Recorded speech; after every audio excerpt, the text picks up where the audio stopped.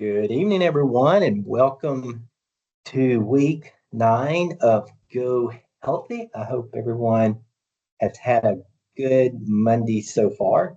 As you can see, if you are submitting the trackers, uh, make sure you do submit that today if you can. As usual, I do have everyone's mic on mute, so you can always comment, ask questions, or whatever through the chat, or you can always unmute your mic for any questions or comments as well.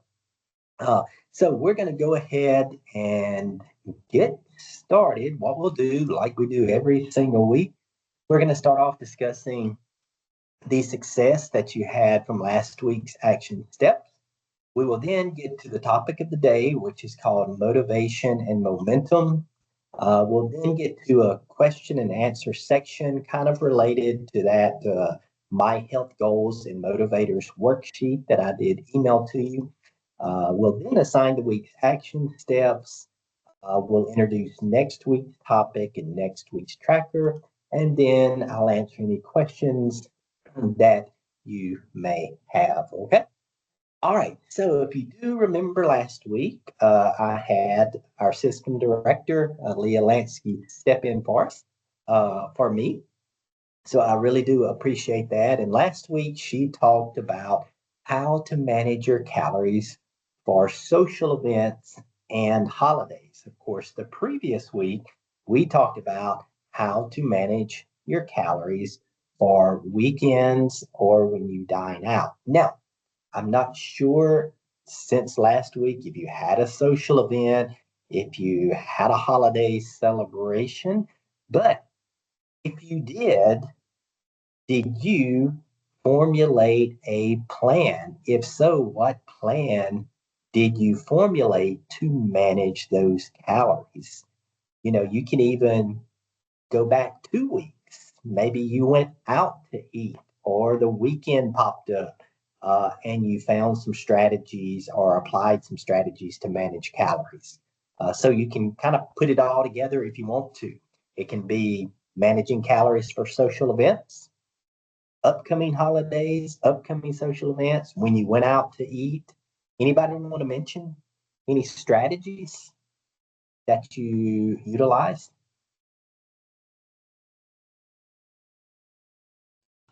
Yes, I just stayed home. Just stayed home. Okay. Yeah. So that strategy helps you as opposed to being maybe tempted. Is that kind of uh, my thinking there? I just thought that would be easier. Yeah. Okay. Yeah. Yeah. Definitely. You know, especially if you prepare foods at home, especially if they're typically healthier, you definitely can be more successful by, you know, eating and preparing foods at home because it does take a lot of discipline uh, to manage those calories when you go out to eat, social events, holidays, etc.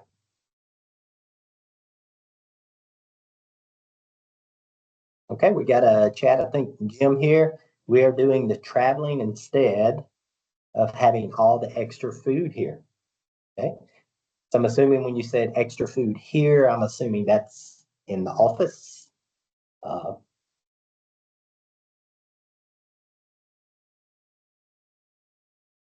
and that's another tempting thing is if a lot of food is brought into the offices, how to make those healthier selections at home. Okay. All right. Susan said, especially when you go out to eat, uh, or if you have social events, just eating half of the order and taking the other home. Yeah, we talked about that 2 weeks ago.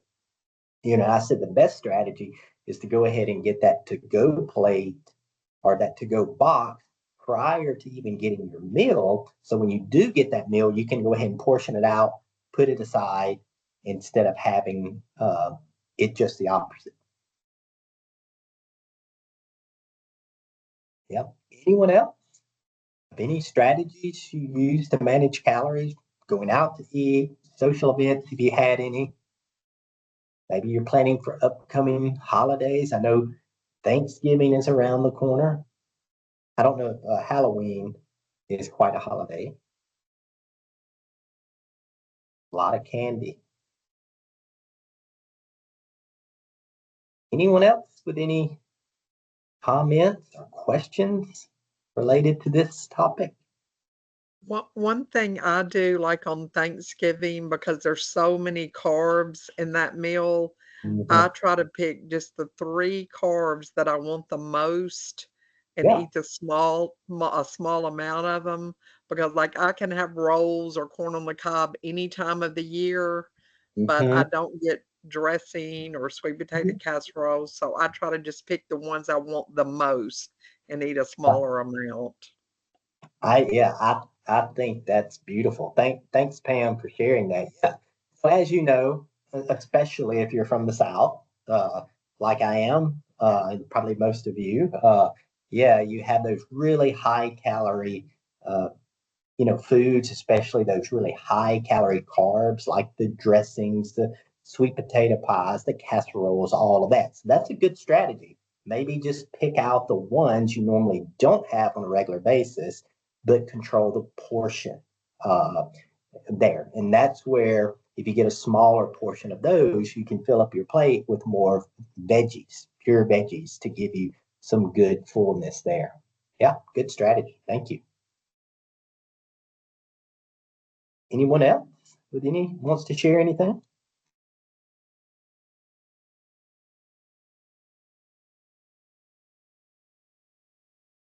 Okay. All righty. Well, hopefully over the last 2 weeks, some of the strategies that we went over, we talked about, hopefully they can help you control some of your calorie intake for those times there. And I will say, as you probably know, it does take commitment, it takes discipline, and it takes mindfulness to really help control those calories. That doesn't mean that you don't or that you shy away from any of those higher calorie foods. Use a strategy like Pam suggested, where you pick out just a few of those high calorie foods and you control the portions of those. So, yeah, all right. Well, if any more comments pop up, if anything pops up in the chat box, I will grab it when it comes up.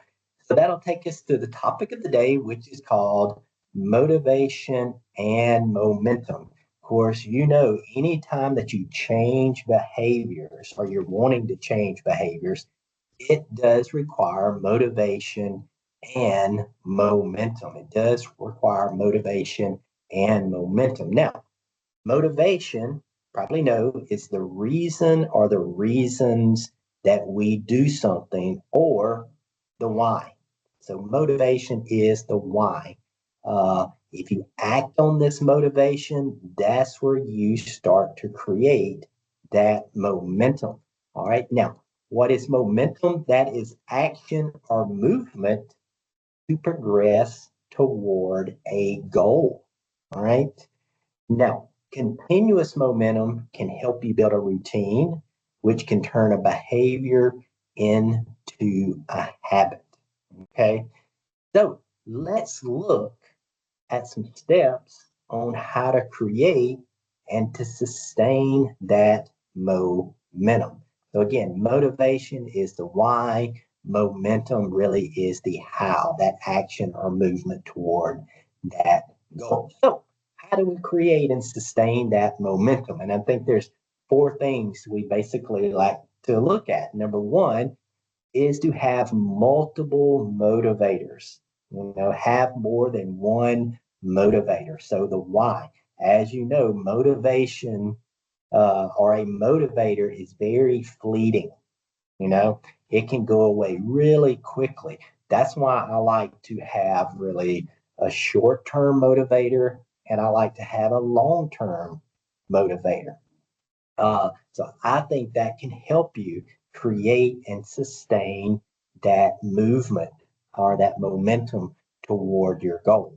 The second thing to create and sustain momentum is to set smart goals. To set smart goals. And you probably all are aware of this. The acronym is when it relates to setting goals is that your goals need to be specific, they need to be measurable, they need to be attainable, they need to be relevant or realistic, and they need to be T, which is time bound. Of course, with our Go Healthy fundamentals, we have set some specific goals related to fruits and vegetables, to water intake, and to your physical activity. We have actually set specific goals there.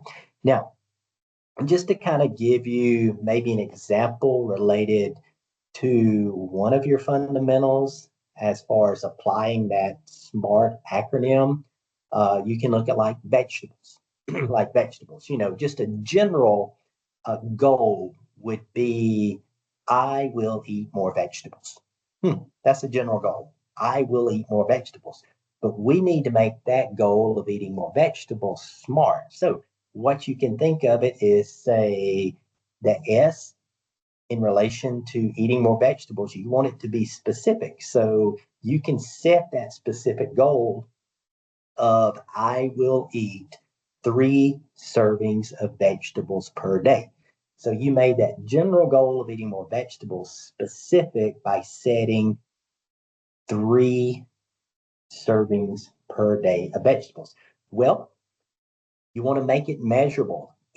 How do you measure that? Well, several ways you can do that. You can say, well, I'm going to make the specific goal of eating 3 vegetables a day measurable by using a measuring cup to measure out my 3 servings instead of just a general estimation. And then I will record that on my tracker or on my journal. Okay. So then that throws you to the A, which is attainable. Attainable. You may say, well, I've set that specific goal of 3 servings of vegetables a day. I know how I'm going to measure those. I'm going to make them attainable by eating 1 serving at lunch and 2 servings at dinner to accomplish this. I'm going to specifically make a grocery list. I'm also going to shop accordingly to that grocery list. And I may even go as far as prepping some of my vegetables in advance. All of that to make it more attainable for me to reach that goal of 3 servings per day. Okay. And then you get to the R with the vegetables. Okay. So we've set the specific goal of 3 servings per day. We're making it measurable by measuring those out instead of estimating those, recording those on a tracker. We're making those attainable by eating 1 serving at lunch, 2 servings at dinner. I'm going to make a grocery list incorporating those vegetables. I'm going to shop accordingly. I may even do some meal prepping. And then R, we want it to be relevant to you of eating 3 servings per day. And you can say, well, I'm making it relevant because this goal would help me be healthier, manage my weight, and boost my energy levels. Okay.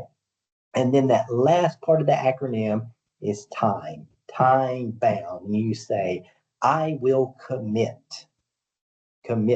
that's a key word, to eating 3 servings of vegetables for the next 12 weeks. Okay.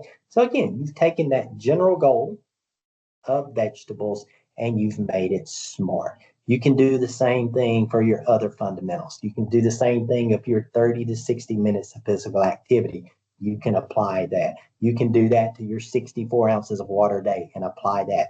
I will say though, if one of these specific goals is not quite attainable, you can then revise it a little bit and say, well, you know what?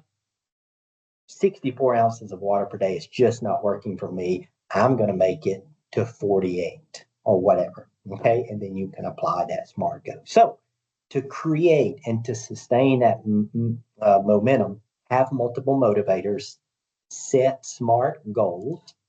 The third thing is to prepare yourself for obstacles because, as you know, life does get in the way. Obstacles will pop up. So have yourself some strategies for those obstacles. Really think about that. And that can again relate back to the fundamentals of that. Let's just say if it's exercise, let's just say, well, I'm going home or something like that, or have family coming over for the Thanksgiving holiday. I know that's going to be an obstacle for me. For me to sustain my momentum I have, how am I going to get past it? Okay. Yep. Somebody popped off me.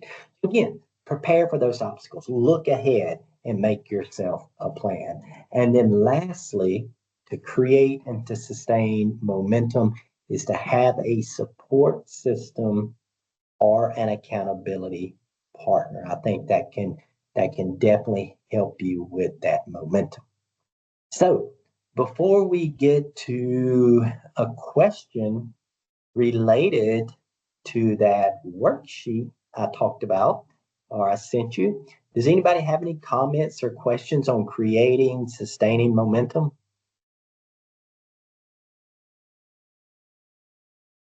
Or maybe you yourself have uh, done these things, have multiple motivators, set goals that are smart, looked ahead for obstacles, have an accountability partner support system.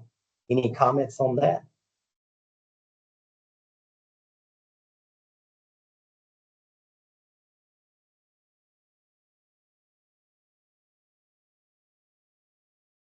Okay. All right. Well, if you shoot a chat in the box there, we'll grab it. So that takes me to the health goals, motivators, and momentum. Like I said earlier, I think it was last Thursday, I emailed everyone kind of the attachment of this appendix here, which is also located in your program booklet. It just talks about my health goals, my motivators, what's important to me. Uh, do you have specific motivations or motivators?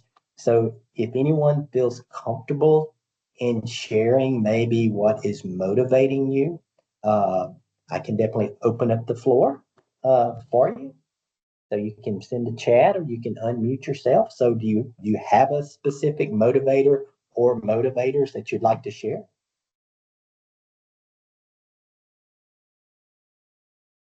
I just want to be healthier and feel better and have more energy. Yeah. Yeah. Be healthier, feel better, and have more energy. Great, Mhm. great goals. Great goals.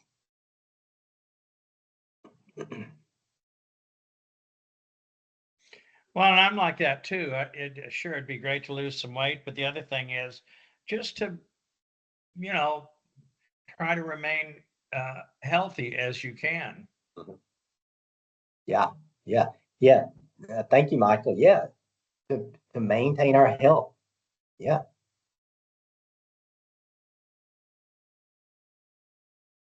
And I know, that's even with me, my goal, as I get older is to try my best to stay as healthy as possible, because if I can stay as healthy as possible, then that's going to improve my quality of life, etc. Okay.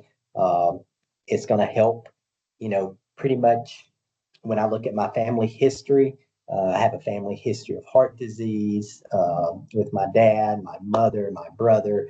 So, I'm trying my best to eat as healthy as possible, get a lot of physical activity, manage stress, get plenty of sleep so I can, prevent as much as possible from that family history spilling over to me. So that's a big motivator uh, for me. Yeah, I'm just trying to get out of that obese column on that chart. Yeah. Mhm.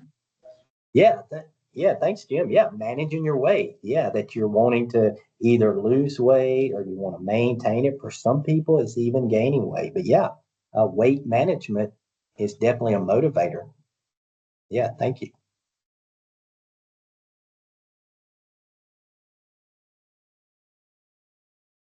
Anyone else?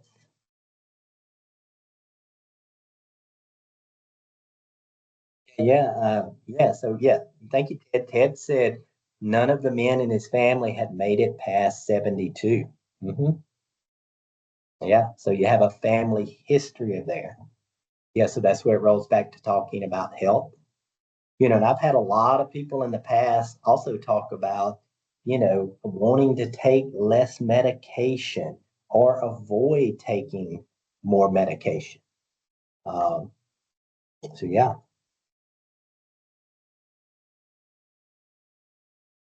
Anybody else?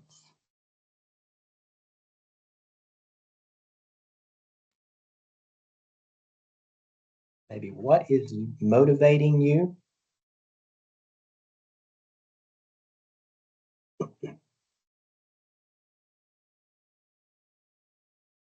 Okay. All right. Well, thank y'all very much for sharing that information with me and with the others. And I think kind of the consensus there is really the health factor as far as what's really helping to motivate us. All right. Well, that's going to take us to your week's action steps, and that is to remain focused on what is motivating you. So the why. So try your best. If you don't have a motivator right now, if it's short term or long term, really think about that, especially as you go through the week. And when we meet next week, I will ask that question again uh, of did you find a new form of motivation? All right. Also, when it gets to your momentum, the how to create and sustain that momentum. If you've lost that momentum from maybe the beginning of the program, hopefully it'll help you regain that. But definitely go back to the four things: have multiple motivators, set smart goals, definitely prepare for obstacles, and then have a support system or accountability partner. And don't forget about the fundamentals. They are very important. Remember, that's your fruits and veggies, that's your water intake, that's your physical activity, that's using that guide to smart food choices to help manage your calories with your food choices. And then that's using those My Plate tips for your proteins, grains, and dairies to help you select the best higher quality foods within those food groups. Okay. So that is your week's action steps. Next week, and this applies to everybody, and it's not just negative emotions, but it's also positive emotions. And that's emotional eating, which is going to be week 9 in your program booklet. So emotional eating, week 9 in your program booklet. And then tomorrow, I will email everyone the tracker link if you do want to use that. And last but not least, does anybody have any questions or comments before we go?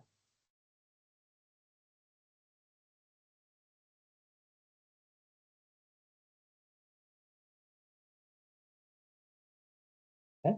And I did record today's session. So once I get this converted over to a YouTube video, I will send this to everyone.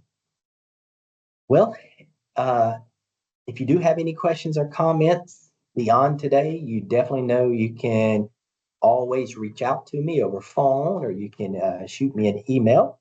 Thank you, Jim. I appreciate that. I definitely enjoy it. Um, so that's all I have. Uh, I will see you all next Monday, and y'all have a good night. Thank y'all. As always, thank you. Okay. Thank you. Thank you, Michael.